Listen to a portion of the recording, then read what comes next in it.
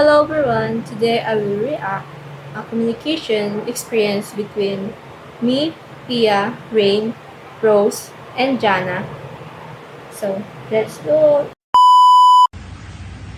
Pia, have you noticed that you've been feeling left out lately?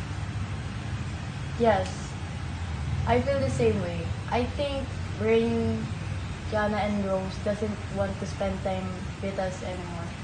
I've been feeling hurt too, but I don't know how to tell them.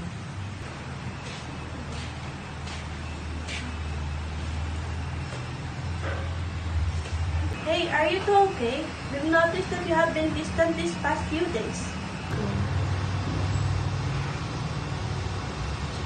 Actually, Pia and I have been feeling left out lately, and we don't know how to talk to you. We thought you didn't want us in your group anymore. We're sorry you felt that way, but we never intended to exclude you. Yes, we've been busy lately, and I think we should communicate it better. Cool. Thank you for explaining.